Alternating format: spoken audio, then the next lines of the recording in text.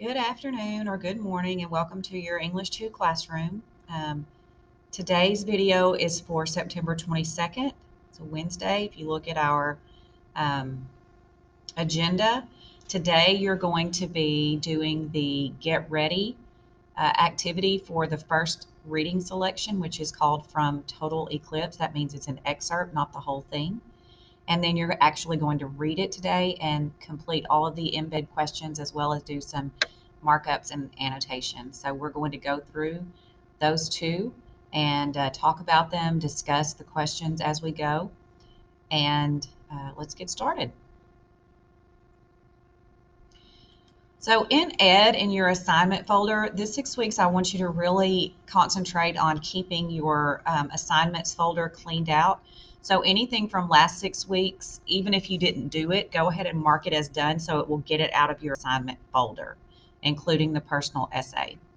I'm trying to be very careful about the due dates for assigning things. So as you can see, yesterday, the 22nd, you had these three things that were due, the notice and note and the anchor charts notice and note. You didn't really have to do anything to those except just watch the video and open this one and add it to your Google Drive.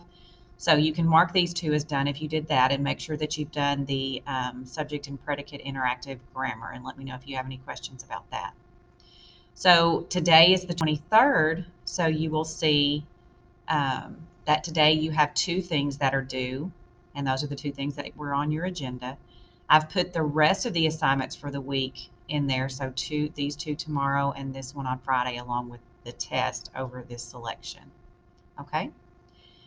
So your assignments are also in Google Classroom, but I just mainly copy and paste off of the agenda. So the agenda is the main document that will help you know what you need to do on a particular day.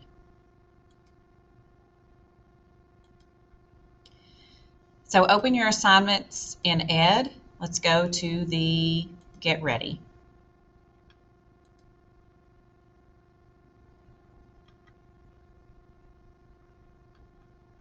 So think about what this might be about.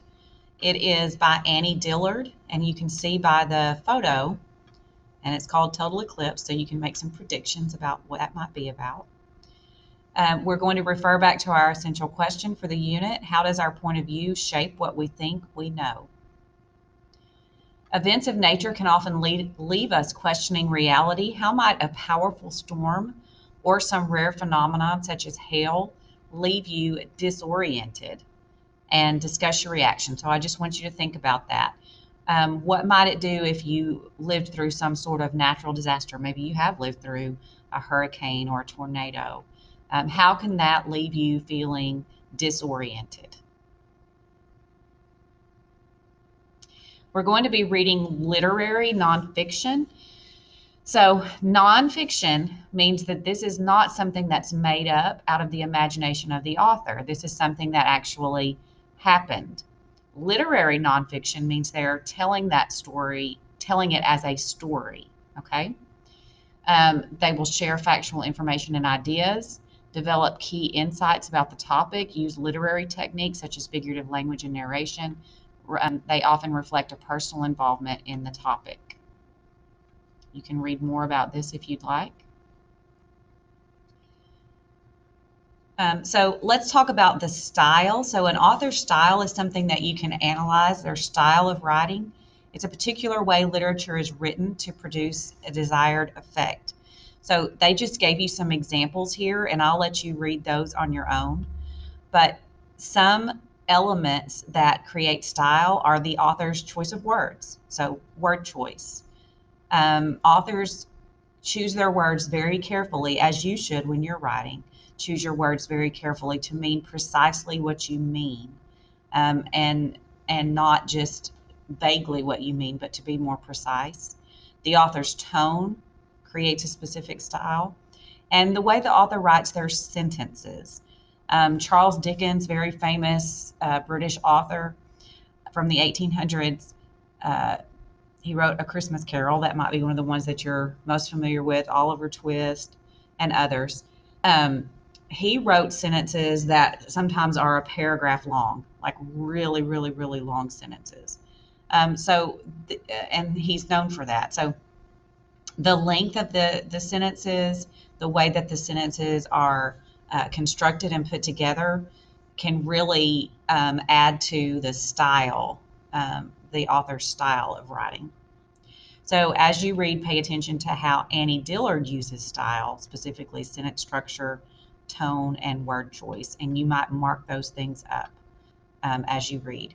I do want you to do the definitions, so this will be part of your grade if I decide to grade this particular activity. So again, you would open up a Merriam-Webster tab, look up the words, and then highlight them in any color that you'd like, and then write a definition that you think would most closely fit our unit question, our essential question for the unit.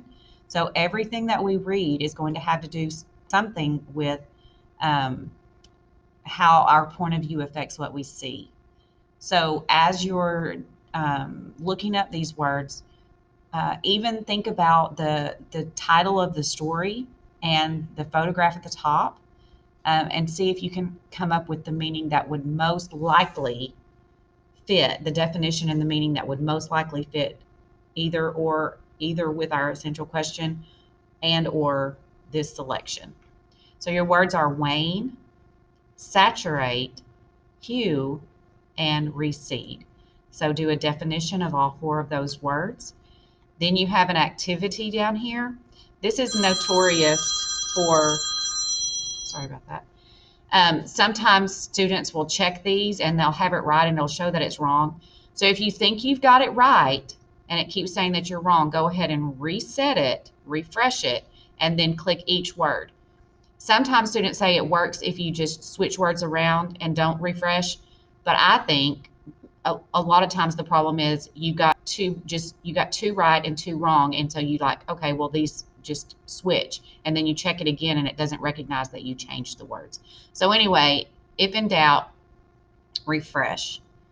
I was wondering what that info button was. Oh, if you click on that, it just gives you the words, word bank down here closer to it, but they're just right up here too. Okay, so in our language convention part, we're talking about sentence variety. It's mixing the lengths and of your sentences and making sure that your sentences aren't all the same. So let's look at this example. What you see in any and think about the lengths of the sentences. What you see in an eclipse is entirely different from what you know. It is especially different for those of us whose grasp of astronomy is so frail that, given a flashlight, a grapefruit, 2 oranges, and 15 years, we still could not figure out which way to set the clocks for daylight savings time. So what you have here is a average length sentence, and then the rest of this little paragraph, this whole thing is one long sentence. So when you vary your sentence structure, interspersing shorter sentences with longer sentences, it makes your writing flow better and it makes it more interesting. I have in the past had my students do a graph of their sentence lengths, but we have a program called Paper Rater. It's actually a website, and it will do one of those graphs for you. And so ideally, you don't want your graph to be just kind of flat. You want to have sentence variety as you go. The long and winding second sentence sounds almost like Dillard is thinking aloud about a confusing science demonstration from the past. So as you read this selection, notice her sentence structure, and you might want to mark up any really long sentences that you see, as well as any short sentences. Sometimes an author will intersperse some 3 or 4 word sentences in there as well. Okay, so that's the get ready part. So let's just kind of review what you needed to do on that page. We're thinking about the essential question. This is literary nonfiction. We're going to be noticing and noting the author's style, specifically word choice, the author's tone, which is his or her attitude towards what they're writing about, and sentence structure. You've got 4 new vocabulary words, and you'll complete this activity. And then again, we're thinking about sentence variety here down at the bottom. All right, from Total Eclipse. This is a descriptive essay. It's literary nonfiction. I've read it, and it is, there's not a whole lot that happens as far as a series of events, but it is very detailed as far as describing something, and you can probably guess what it is that's being described. In a solar eclipse, the moon passes between the Earth and the sun. While solar eclipses are not rare, totality, seeing the sun completely covered, can be viewed from only a narrow band on the Earth. So most everybody can see when a lunar eclipse is happening, but only a few people in certain places, or only people in certain places, can see the sun get completely eclipsed, covered up by the moon as it goes across. And think about it, that's based on your point of view, where you are on the planet at that time. Anne Dillard won the Pulitzer Prize, that's a special award for writing, for the book Pilgrim at Tinker Creek, which details her extended stay at a cabin while pondering life's big questions. Total Eclipse, Dillard's firsthand account of a total solar eclipse she witnessed in Washington State in 1979, comes from her essay collection called Teaching a Stone to Talk. So this is important detail. It kind of really sets the background, the setting for us. So Dillard's firsthand account of a total eclipse she witnessed in Washington State in 1979. So think about the year, think about the setting, Washington State, think about where that is, and the time period, 1979. So obviously you guys weren't born. I was very, very young. I wouldn't have remembered if this was I was 7. I wouldn't have remembered this lunar eclipse. So anyway, this is going to describe that. As you read, use Annie Dillard's vivid descriptions and figurative language to develop a mental image of what the experience of viewing a total eclipse would be like. Okay, so now is the time for you to pause me and read the selection very, very carefully. Well, read this part of the selection very carefully, because I really want you to do the questions as you go so that you can stop and really digest and think about what you just read. So highlight the 3 comparisons that begin with "it looked as though." And I remember from reading this earlier that it's right here at the end of this part. So it looked as though we had all crawled out of spaceships and were preparing to assault the valley below. So that's going to be my first highlight there. The color is up to you. So you highlight the 3 comparisons. And then your question is, what is similar about these very different comparisons? So all 3 of these things are very different as far as the items that she's using to compare. And here she uses the word as. It looked as though we had crawled out of a spaceship and were preparing to assault the valley below. It looked as though, and here's the first one actually, it looked as though. So I want you to read those again. And what is similar about these comparisons? Like, what is the relationship between the words? Almost like if you were doing an analogy, something is to something as something is to something else. Like there's a comparison there, but there's a commonality between the things that are being compared. So I want you to think about it. What is similar about these very different comparisons? And then the second question is, what impression of the scene does the figurative language create? So kind of what picture does it create in your mind? The scene that she's describing. So I would start this out with the 3 comparisons are similar because, and then you finish. And then you would say, what is, answer the other question, what impression of the scene does the figurative language create? Okay, now you can pause me and read the next bit.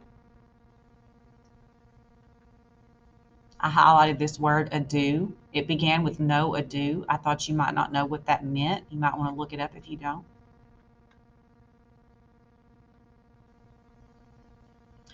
So now you should be ready to answer this question. Highlight examples of extreme or absolute language in paragraph 8. Now, this was from our lesson, not yesterday, but the day before. No, actually, it was from our lesson yesterday, where we were looking at our signposts. So if you go into your Google Drive, you have those signposts saved, or you should. So here's my notice and note signposts, and I can find what I'm looking for here. Extreme and absolute language. So I'll give you some examples. When you're reading and you notice the author uses the language that leaves no doubt, exaggerates, or pushes to the limit, you should stop and ask yourself, why did the author say it that way? Okay? So we're going to look back at paragraph 8. What you see in an eclipse is entirely different from what you know. Entirely different. It is especially different for those of us whose grasp of astronomy is so frail that given a flashlight, a grapefruit, 2 oranges, and 15 years, we still could not figure out which way to set the clocks for daylight saving time. Usually it is a bit of a trick to keep your knowledge from blinding you, but during an eclipse it is easy.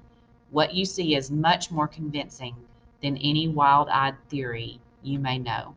So extreme language or absolute language. I'm going to say when she says entirely different from what you know is absolute language. Because what if it's just a little bit different? She doesn't know what I know, but she's saying what you see in an eclipse is entirely different, completely different from what you know. And then I'll let you see if you can come up with any other examples of extreme or absolute language. How do these word choices prepare the reader to learn about the experience of viewing an eclipse? So what is she trying to say? What do you expect as you keep reading? Okay. What is she trying to let us know about viewing an eclipse? She says several times that it's different from what you expect it to be. Okay. So you might set this up with the author's choice of words, choice of extreme and absolute language in paragraph 8 prepares us by, and then tell us what, tell me what. Okay, now you can pause me and read the next bit.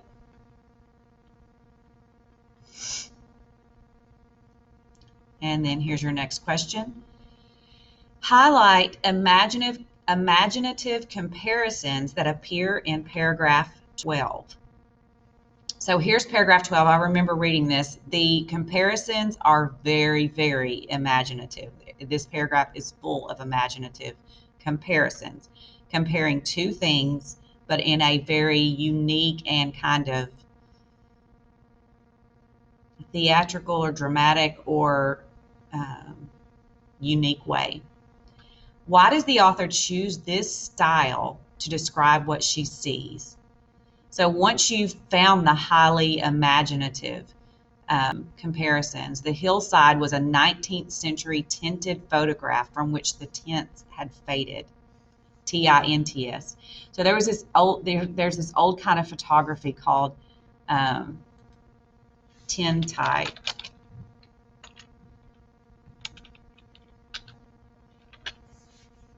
Tintype photography. So let's just take a look at this real quickly.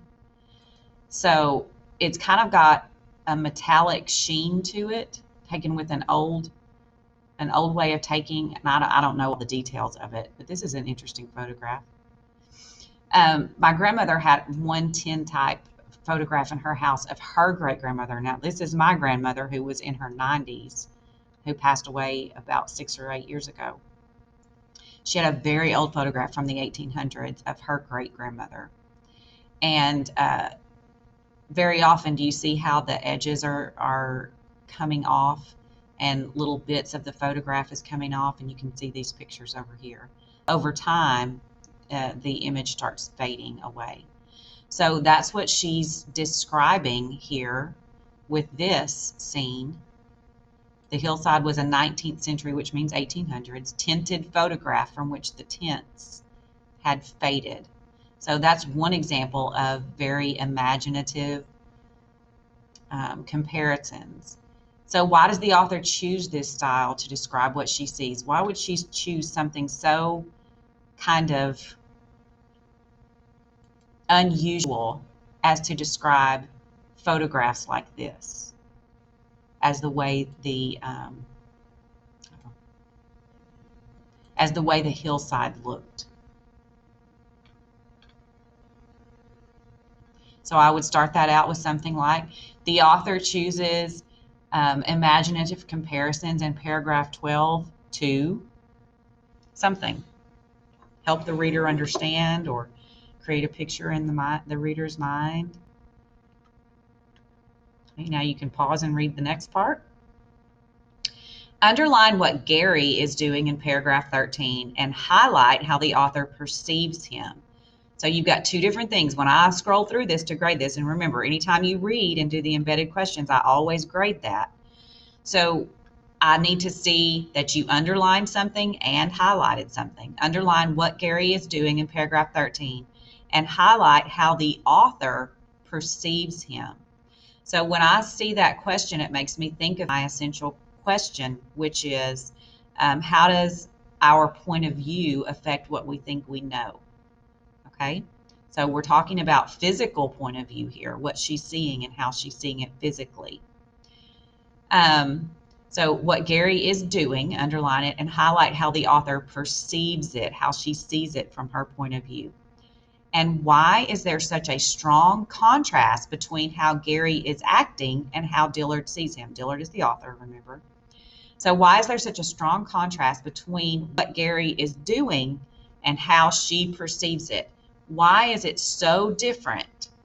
There's a particular reason why that's so different, but I want you to explain it. Don't just say it in one or two words. So I would start it with something like, in paragraph 13, there is a strong contrast between how Gary is acting and how she sees him because. Now you can read that next part. Highlight historical allusions the author makes in paragraph 14. Let's just see if we can take a note over allusions. I don't think it will let me. All right. An allusion is when you refer to another piece of writing, another piece of art, another piece of literature, in your writing, you refer back to something. So a lot of allusions, and this doesn't have anything to do with illusions, it starts with an I. A lot of stories will have like biblical allusions. It'll say something about something was like Adam on the second day or on the first day after creation or something like that. That would be an allusion to the Bible, to the Genesis story. So you're looking for allusions to something else in here. The grass at our feet was wild barley. It was the wild incorn wheat, which grew on the hilly flanks of the Zagros Mountains, above the Euphrates Valley, above the valley of the river we called River. We harvested the grass with stone sickles, I remember. We harvested the grasses on the hillsides. We built our shelter beside them and cut them down. Okay, so I'm going to help you a little bit with this paragraph. So she's not making an allusion to another piece of writing or literature or art. She's making an allusion to a different time and place. And I think this is our key word here, the Euphrates Valley. Is Washington State anywhere near the Euphrates? Where's the Euphrates? I know from world history or any of your social studies classes in the past, at some point you would have learned about this. Okay, so the Euphrates is not in the United States, the Euphrates Valley. And she's living in, this is happening in around 1976, or in 1976 exactly. So it's doubtful that she harvested grass with stone sickles and built shelters. So what is she referring to? Okay, she's alluding to another time and place. What general time and place is she referring to?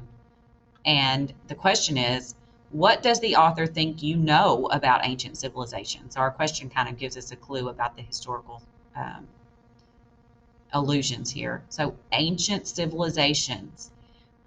If when she's writing this, she's assuming that you will automatically know what she's talking about when she starts describing the Zagros Mountains and the Euphrates River and cutting grass with stone sickles, an ancient stone tool, and building your own shelters. What is she assuming that we already know, or that you as a reader already know?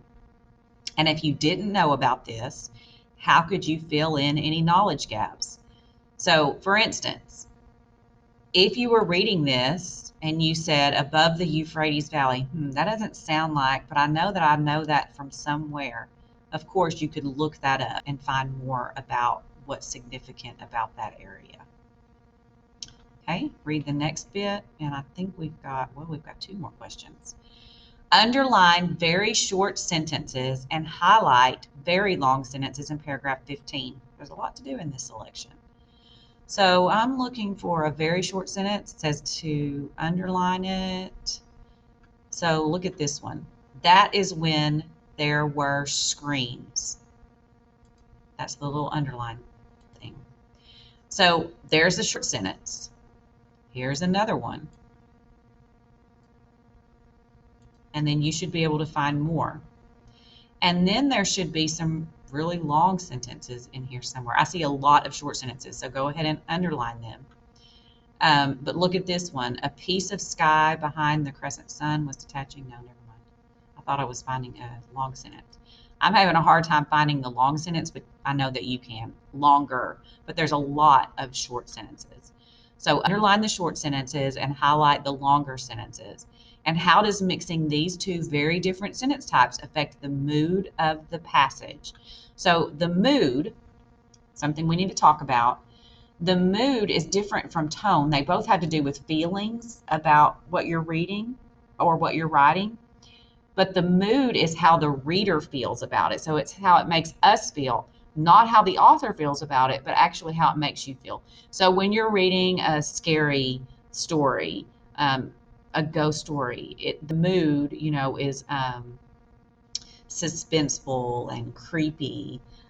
So how do these short little sentences contribute to the mood? What is the mood of the story here? And how do those short sentences and long sentences mixed together help create that? So I would start by saying that the very different sentence types affect the mood by doing something. Don't forget to do your annotating and highlighting. Highlight repeated words and ideas in the last 4 sentences of paragraph 15. So where's paragraph 15? It's the same paragraph. So underline, highlight repeated words and ideas in the last 4 sentences. So I see 1 sentence, 2, 3, 4. So from about here to here, what ideas or words are repeated? Highlight those. And how does this repetition, remember that's called over and over. One of our signposts, our notice and note signpost, when an author uses something, uses repetition basically. How does this repetition emphasize what Dillard sees and how she thinks about it? So the repetition in paragraph 15 emphasizes blank and how she thinks about it, and tell me how. All right, so you've got those 1, 2, 3, 4, 5, 6, 7 questions. It is very important that you do both the annotating, which when it says underline or highlight, that must be done. And then the questions need to be answered in complete sentences. And most of these, if not all, are going to require that you write more than 1 sentence. I'm going to be holding you to an increasingly higher standard when it comes to these essay questions, these analyzing the text questions that you have to do with each selection that you read. So I want you to take your time reading and rereading and answering the questions thoroughly. It's not so important, everybody's going to have different answers. It's not so important that you find that one exact right or wrong answer. The important thing is that you're rereading, marking up, analyzing what you're reading, and coming up with some ideas about why the author wrote in the particular way that she wrote, and why she used those particular literary devices, and why she used those particular signposts that she uses, like strong no, not strong, like extreme language and repetition over and over. Okay, so I want you to do a really good job on the reading part. Obviously, tomorrow we'll move on to the check your understanding and the analyze the text, but make sure that you get this part done today. And this has an exceptional amount of underlining and highlighting, so I should see a lot of marking up going on this passage. Okay, let me know if you have any questions, and I will talk to you later.